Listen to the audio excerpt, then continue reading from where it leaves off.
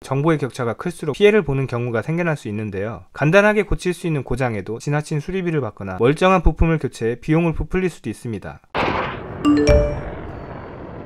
미핑.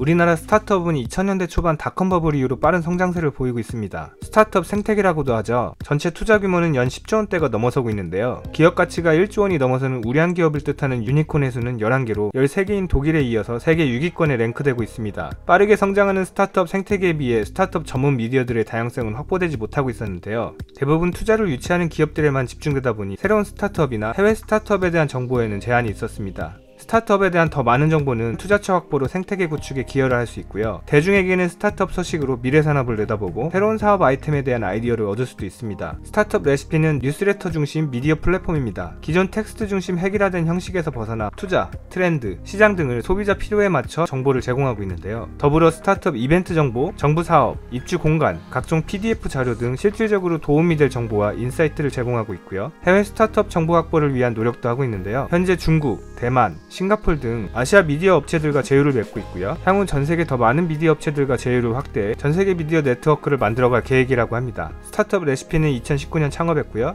이번에 비공개로 시드 투자를 유치했습니다.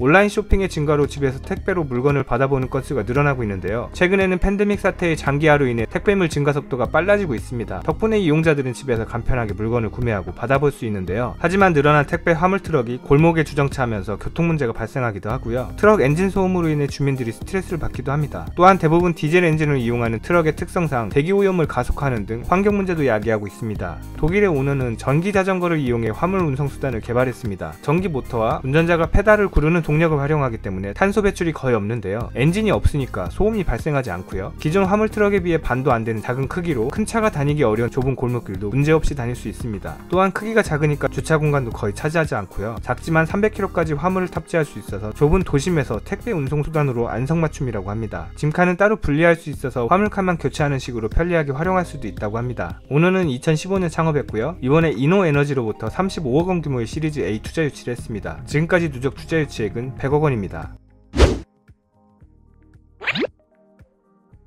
냉장고, 세탁기, 에어컨, TV 등 가전제품을 사용하다 보면 고장나는 경우가 생기는데요. 대부분 사람들은 관련 지식이나 수리 경험이 없어서 수리센터에 맡기거나 전문 수리공을 불러서 제품을 고칩니다. 정보의 격차가 클수록 피해를 보는 경우가 생겨날 수 있는데요. 간단하게 고칠 수 있는 고장에도 지나친 수리비를 받거나 멀쩡한 부품을 교체해 비용을 부풀릴 수도 있습니다. 관련 지식이 없는 일반인들은 대안이 없기 때문에 업체에서 하는 말을 그대로 믿고 따를 수밖에 없었습니다. 프랑스의 머피는 가전제품 수리에 DIY를 도입했는데요. 부품 교체가 필요 없는 간단한 고장은 온라인에서 제공하는 매뉴얼을 통해 일반인도 쉽게 따라할 수 있고요. 직접 수리에 도전할 수 있습니다. 머피에서 수리 정보를 얻었지만 직접 수리하는 것은 자신이 없거나 부품 교체가 필요한 경우에는 전문 수리공을 부를 수 있는데요. 수리공은 서비스 지역에서 2시간 이내 출장이 가능하고요. 본사에서 높은 수준의 교육을 받기 때문에 일정한 수준의 서비스를 기대할 수 있다고 합니다. 온라인으로 사전에 진단을 받고 기술자를 요청하기 때문에 서비스 제공 후 터무니없는 비용을 청구하는 등 소비자를 속이는 게 어려워졌다고 합니다. 머피는 2017년 창업했고요. 이번에 알터 에쿼티 3P로부터 100억 원 규모의 시리즈 A 투자 유치를 했습니다. 지금까지 누적 투자 유치액은 130억 원입니다.